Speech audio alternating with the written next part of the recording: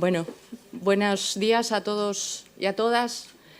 Me toca hablar la última, espero que no estéis muy cansados, muy cansadas, pero bueno, bien. Yo lo primero que tengo que pasar es al capítulo de agradecimientos, igual que a todo el mundo.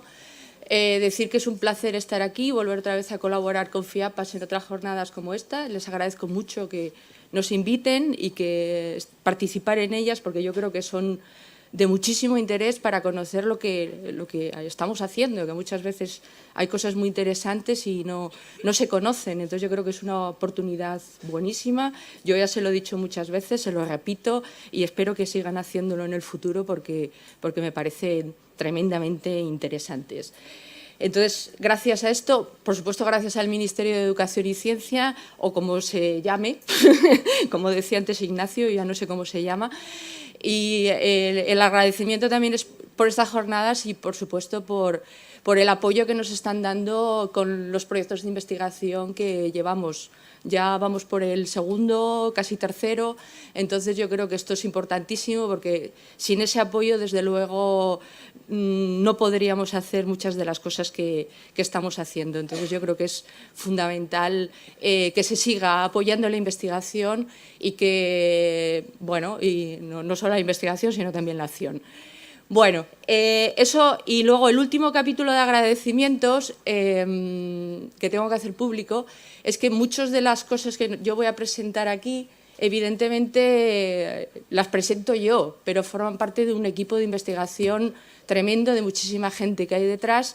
Ahí aparecen algunos nombres porque son los autores del último artículo que hemos publicado, pero hay otra muchísima gente detrás de ello. Y luego, sobre todo, y mucho más que a mi equipo de investigación, que lógicamente tengo que agradecérselo a la cantidad de colegios, instituciones y gente que de una manera absolutamente gratuita ha colaborado con nosotros, y eso es de agradecer, yo creo que lo que más, ¿no? Entonces, aquello de que tú vayas a un sitio y te abran las puertas y quieran colaborar contigo, yo creo que es lo mejor que te puede pasar en esta vida. Entonces, muchísimas gracias a toda la gente, muchos equipos de orientación educativa y psicopedagógica de distintas provincias de España, que son los resultados que voy a presentar, y de algunos colegios de distintos sitios de aquí de Madrid, de San Sebastián, de distintos sitios que colaboran muchísimo con nosotros, de Pamplona. Bueno, hay mucha gente detrás de todo esto. Entonces, yo aporto aquí al granito, porque aquello de que me dicen que soy la jefa, luego no mando nada, pero en fin, aquí estoy. Bueno, y dicho esto, yo voy a hablar de la estrategia de lectura de personas sordas. Lo titulé Personas sordas porque en un primer momento toda la investigación que empezamos a hacer lo hicimos con personas sordas adultas. Esa fue una de las primeras cuestiones. ¿Y a cuento de qué vino todo esto? Pues la verdad es que hace ya bastantes años que llevamos en el tema, y el origen de todo esto estuvo en varios colegios de aquí de Madrid, que empezaron a poner en marcha unas experiencias educativas muy interesantes, bilingües y, bueno, o no bilingües. Y entonces a mí me pidieron colaboración, creo que en el año, no sé, 96, 97, por ahí está mi querida amiga María Van Balseda, que fue una de las culpables del tema, y me pidieron colaboración en la puesta en marcha de la lectura, ¿no? de cómo hacer un programa de lectura y demás. Nosotros en aquel entonces andábamos mucho con el tema de la fonología, porque yo empecé con el tema de la fonología en oyentes, luego, bueno, es una muestra muy importante, pero evidentemente hay más cosas, como ya se ha demostrado aquí, que lo que es la fonología, y los resultados que voy a presentar no son de fonología, precisamente, aunque también los tenemos. Bueno, entonces yo me acuerdo que en aquella vez había un montón de profesoras del colegio, de los colegios, de distintos sitios, y entonces me hicieron una pregunta muy interesante, que fue: oye, Ana Belén, ¿cómo podemos ayudar a leer a los niños sordos?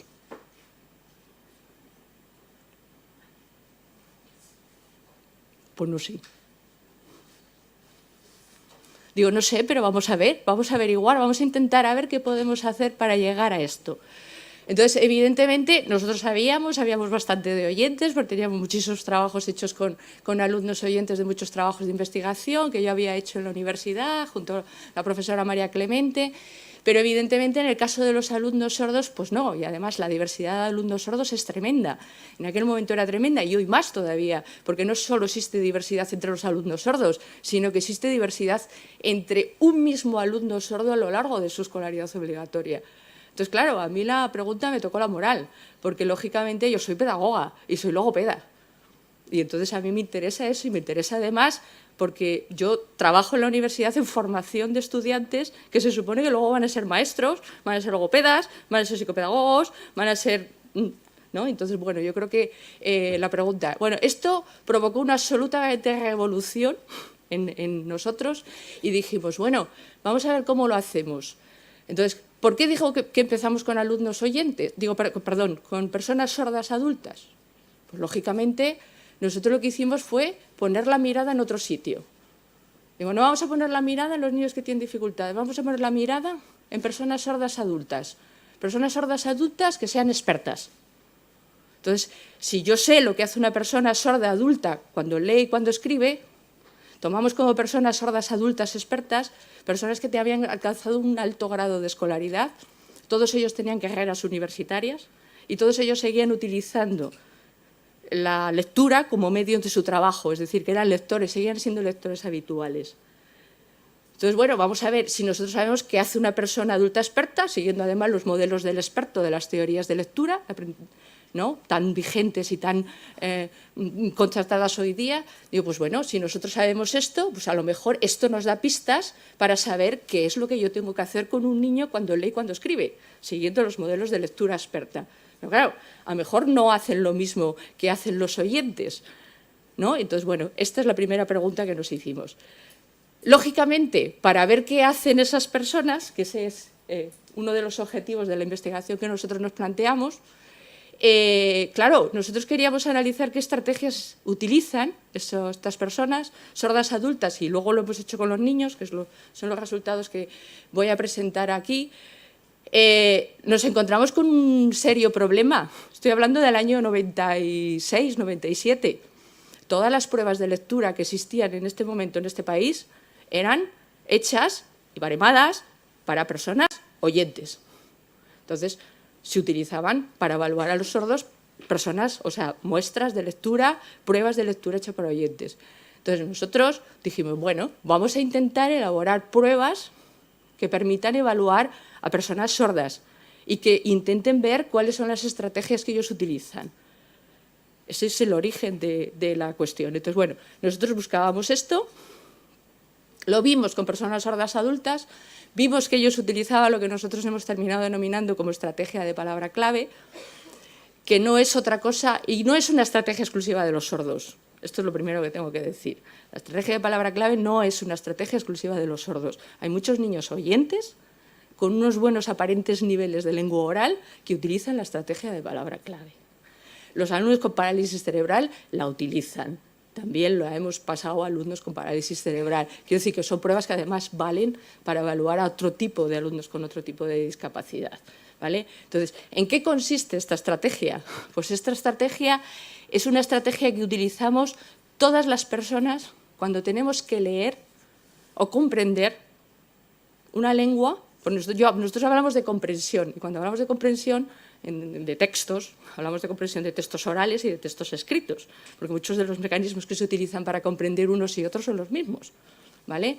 Entonces, en la estrategia de palabra clave la utilizamos todas aquellas personas que tenemos que comprender una lengua en la cual tenemos problemas a nivel morfosintáctico, como muy bien se ha puesto de manifiesto por mis colegas anteriores. Entonces, ¿qué hago yo? Yo siempre me pongo de ejemplo, para no meterme con nadie. ¿Qué hago yo cuando comprendo francés? Bueno, yo de francés tengo sospechas. Entonces, con mis sospechas de francés, ¿qué es lo que hago? Yo lo que hago es que proceso palabras clave de aquello que estoy escuchando o aquello que estoy leyendo, ¿vale?, que suelen ser las palabras de contenido, adjetivos, nombres, verbos, ¿vale? Y a partir de ello extraigo el significado de la oración, procesando poco o muy poco la sintaxis, la morfosintaxis. ¿Por qué? Porque tengo muchos problemas en esa morfosintaxis, ¿vale? Básicamente esa era la estrategia. ¿Quién nos dio la pista para esto? Pues lógicamente la pista para esto nos la dieron las personas sordas adultas a las cuales estoy eternamente agradecida, ¿vale? Porque evidentemente la forma de procesar que ellos tuvieron fue esto. Entonces nosotros averiguamos hace ya bastantes años o descubrimos este tipo de estrategia que ellos utilizaban, insisto, no es exclusiva de las personas sordas, ¿vale? Y, lógicamente, la pregunta que luego nos hicimos, que es el segundo de los objetivos, fue intentar por qué utilizaban esa estrategia, por qué leen así y no leen de otra manera, por qué comprenden así y no comprenden de otra manera, ¿vale? Y todo esto, que es una parte pequeñita de todo el trabajo que llevamos haciendo durante muchísimos años, nos ha llevado a que en el proyecto actual, lógicamente, estemos intentando desarrollar un programa de enseñanza de habilidades morfosintácticas para los niños sordos porque hemos visto dónde está el problema fundamental, entre otros, ¿vale? Bueno, entonces, esto está basado en, como estoy diciendo, en el modelo teórico de lectura vigente hoy día, que es lo que se conoce con el modelo simple de lectura, que yo, como digo siempre, de simple no tiene más que el nombre, pero que es un modelo que es muy sencillo, que nos es muy útil porque nos permite trabajar con maestros, con logopedas, porque es un modelo relativamente fácil de aplicar, de comprender, fácil de aplicar, buscar dónde están los problemas en el caso de los críos, situarlos bastante bien y, sobre todo, me permite luego poder decir y responder a la primera pregunta con la que yo empezaba. Es decir, ¿qué tengo que trabajar con este niño o con esta niña en concreto en función de los problemas que yo haya visto? Bueno, básicamente ya sabéis que se distingue entre lo que son los aspectos, nosotros llamamos no específicos de la lectura, sobre todo morfolexicales, semántico-lexicales y morfosintácticos. Los llamamos no específicos de la lectura porque también intervienen en la comprensión oral, la comprensión de textos orales. Y trasladado a la lengua de signos sería de textos signados, yo diría también. Y luego lo que son los específicos de la lectura, que son los procesos de reconocimiento de la palabra escrita, donde traería más la fonología y todo lo que ya sabemos muchísimo sobre el tema. Bueno, eso nos ha llevado a construir una batería que al final, bueno, le hemos denominado batería PEALE, Pruebas de Evaluación Analítica de la Lengua Escrita. Consta de momento, de las pruebas de las que más podemos hablar es de la primera, que es una prueba de lectura, una prueba de evaluación de estrategias, me he comido de estrategias de palabra clave, una prueba de sintaxis, una prueba de vocabulario, una prueba de ortografía y 3 pruebas de metafonología. Esto se completa con otras que no aparecen aquí porque son las que estamos diseñando ahora. Tenemos una prueba de morfología, bueno, ya hecha hace tiempo, pero en fin, que estamos volviendo a probar otra vez ahora, una prueba de lectura de palabras, y, bueno, y una prueba de conectores, que yo creo que también es importante todo el tema de los conectores, sobre todo en el caso de los alumnos sordos y no sordos, ¿vale? Entonces, ¿qué tiene de bueno esta batería? Pues bueno, yo creo que cualquiera de algunos que hay por aquí que conozco la han utilizado. ¿Ventajas que tiene? Pues que son pruebas que se pasan muy rápido, se pasan en 5 minutos, cada una de ellas. Son pruebas que se pueden pasar en grupo, lo cual me permite tener una referencia que si yo tengo que evaluar a un niño sordo que está en un determinado colegio, pues bien, yo puedo tener unos baremos, pero el baremo más interesante me lo da su grupo de referencia, y su grupo de referencia es el aula justo donde esté. Porque evidentemente los factores que yo he dicho antes, los 2 factores esenciales, lo que son los conocimientos específicos y no específicos de la lectura, pues el modelo teórico muestra que explica un 73% de la variable de comprensión lectora, lo cual es mucho, pero evidentemente siempre hay un porcentaje que no puedo explicar, y ese porcentaje está explicado por el contexto, el colegio, la familia, como ha demostrado Ignacio, el método de enseñanza.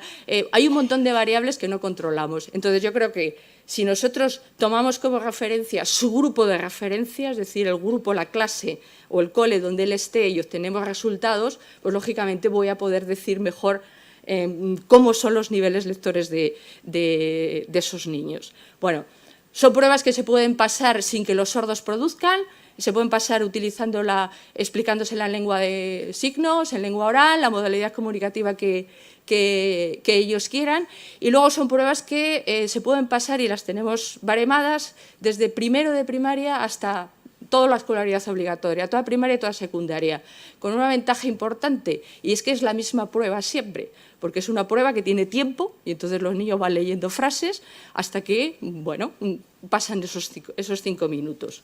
¿De acuerdo? Bueno, los participantes que nosotros hemos utilizado de los datos que voy a presentar, pues son 77 niños sordos con implante coclear, 33 precoces y 44 tardíos. No nos olvidamos del resto de los niños sordos. En fin, yo sé que uno de los retos educativos mayores que tenemos hoy día es ver la repercusión de los implantes cocleares, pero siguen existiendo otros niños que tienen una sordera moderada que no tiene, o profunda, que no tienen implantes. Y entonces nosotros también hemos contemplado a estos niños, 24 con sordera profunda, 35 con una sordera severa, siempre eliminando, como se ha puesto de manifiesto, otras discapacidades. Cubrimos el rango de edad de todo lo que es la escolaridad obligatoria que hemos dicho, y bueno, pertenecen a 7 comunidades autónomas de España, 11 provincias, o sea que yo creo que es una muestra, bueno, pues bastante interesante. Como grupo de comparación, ahí aparecen, en los datos que voy a presentar ahora, aparecen 690 niños oyentes, pero ahora debemos de andar por los 1.500 o no sé cuánto. Es decir, estamos intentando baremar las pruebas. Bueno, una pregunta interesante, y basándonos en los estudios de GIRS, de otra gente de otros países, ¿dónde se sitúan los alumnos sordos en un test de lectura global? Y esto es importante decir, un test de lectura global. Nosotros lo que vimos cuando evaluamos a las personas oyentes, a los sordos oyentes, perdón, a los sordos oyentes, perdón, a las personas sordas adultas y a los oyentes, es lo que quería decir, por eso se me ha mezclado la frase, fue que si tú solo pasas un test de lectura global, se pueden obtener las mismas puntuaciones o tener el mismo nivel lector utilizando estrategias distintas.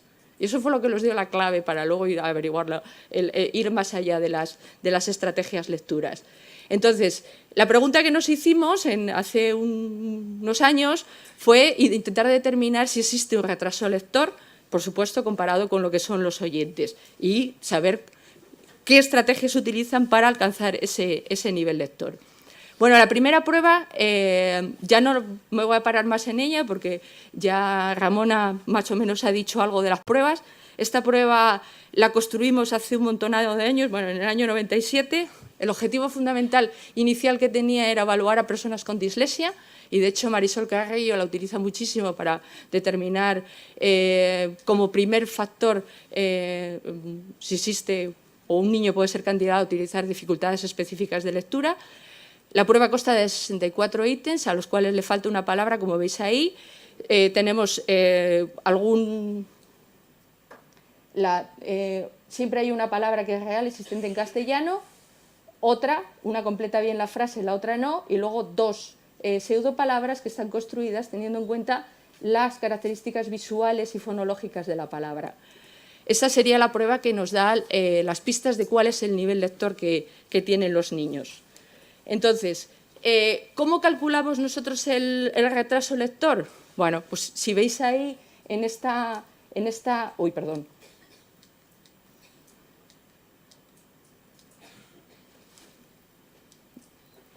Lo importante de aquí es este sería el color azul, estaría toda la población de niños oyentes, y como veis hay dispersión entre los oyentes, es decir, hay algunos que tienen unos buenos niveles lectores para la edad que tienen y otros tienen malos niveles lectores. Esta sería la recta de los niños con implante coclear precoz que hemos obtenido, y el retraso lector lo calculamos primero haciendo una corrección, porque como es una prueba que tiene 4 ítems, primero hacemos lo que nosotros llamamos una puntuación corregida, y en esa puntuación corregida lo que hacemos es que limitamos el factor azar. Es decir, los niños pueden elegir por azar, pero si tú eliminas al hacer la corrección de la prueba ese nivel azar, estás eliminando esa probabilidad de 50, 25 o 100% que pueda tener al hacerlo. Entonces, aquí comparamos una y calculamos lo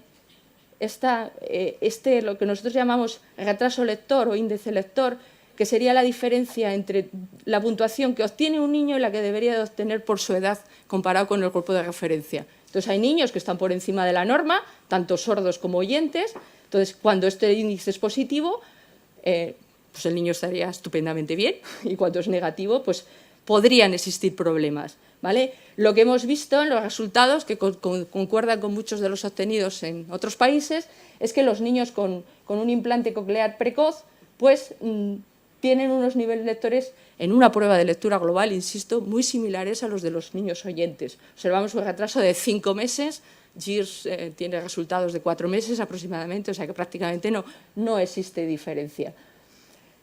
Observamos, y va a aparecer en los siguientes resultados, que los niños con un implante coclear tardío se comportan de manera bastante similar a los niños con una sordera severa, media, sin implante coclear, retrasos de torno a un año, año y medio, y los niños con una sordera profunda tienen retrasos de hasta casi 5 años, o 3 años y medio, perdón, lo cual demuestra que siguen teniendo bastantes dificultades. Bueno, entonces nosotros hemos dicho que se pueden obtener mismo nivel lector utilizando estrategias distintas. Siguiente pregunta que nosotros nos hicimos: ¿cómo leen los estudiantes? ¿Cómo adquieren esos niveles lectores? Para ello diseñamos la prueba de evaluación de estrategias de palabra clave, y en esa prueba, evidentemente, la prueba es similar a la anterior, también son 64 frases a las que le falta una palabra, va aumentando en complejidad desde que empieza la palabra desde que empieza la primera frase hasta la última. La complejidad es en longitud de la frase, longitud de la dificultad de las palabras más frecuentes, menos frecuentes, y en este caso lo que tenemos en cuenta nosotros, o lo que le ofrecemos a los niños, es una palabra que completa la frase. ¿Qué es lo que estamos haciendo aquí, lo que intentamos ver? Lo que estamos haciendo es ver si los niños realmente se fijan en la sintaxis o no se fijan en ella. Para fijarse en la sintaxis, lo que tendría que hacer el niño sería procesar estas palabras funcionales que yo he dicho antes. Nosotros estamos en la clave para leer esa palabra, completar esa frase correctamente, son estas palabras pequeñitas: en, a, un. Esto se le explica a los niños a través de una serie de ejemplos. Y luego le damos distractores, de los cuales solo uno es el correcto. ¿Vale? Cuestión importante. Para obtener la puntuación, al igual que he dicho antes, primero hay que hacer una corrección del nivel de azar, si el niño lo elige por azar o no lo elige por azar, y una vez eliminada esa puntuación de nivel de azar, lo que hacemos es que eliminamos el factor lectura. ¿Cómo? Con la prueba de antes, la prueba de nivel lector, ¿de acuerdo? Y obtenemos una puntuación que denominamos como índice semántico. Ese índice semántico es una puntuación que está corregido primero el nivel de azar, y segundo, está corregido el factor lectura. Es decir, el niño puede responder a la frase porque lee bien, porque no lee bien, porque no sé cuál, no sabemos. Entonces nosotros obtenemos, y lo mismo aquí tenemos. Cuando el índice semántico es positivo, tenemos un niño que lee correctamente, utiliza estrategias semánticas, sintácticas, todas, porque evidentemente son necesarias para procesar ese tipo de frase, pero cuando no, vemos que hay niños que tienen problemas, incluso en todos los niveles de escolaridad. ¿De acuerdo? Lógicamente, si comparamos con lo que estábamos diciendo antes, lo que vemos es que incluso los niños con implante coclear precoz, que antes eran muy similares a los de los oyentes, vemos que son niños que siguen utilizando esa estrategia de palabra clave. Es decir, hay muchos niños que leen igual que los oyentes, leen utilizando esa estrategia, y esa estrategia puede ser eficaz para tener unos buenos niveles igual que lo tienen los oyentes. ¿De acuerdo? Esa sería. Vuelven otra vez a similitudes entre los dos grupos de tardíos y sordos moderados. Los niños sin implante y con sordera profunda son los peores. Entonces, bueno, vemos que existe esa tendencia, es inferior, lógicamente, en los niños con palabra clave y no decrece con la edad. Y este es un dato muy interesante, es un dato que además también le sale a GIRS. Es decir, los niños siguen utilizando esa estrategia a pesar de seguir leyendo. Y esto es lo que hemos visto en los sordos adultos. Los sordos adultos leen mucho, pero utilizan esa estrategia. Es decir, que los niños se meten en una especie de círculo que, como no lo cortemos, les va a llevar a hacer una carrera universitaria, igual que los sordos adultos que hemos dicho. Pero, evidentemente, leen utilizando esa estrategia. ¿Qué significa eso? Pues lo que significa es lo que me pasa a mí. Si yo tengo que leer un texto en francés, escrito por Jesús Alegría, sobre esto que estamos hablando, pues, lógicamente, me voy a pegar una tarde entera o dos. Si lo leo en inglés, pues a lo mejor lo leo en 2 horas. Y si lo leo en español, pues igual lo leo en medio.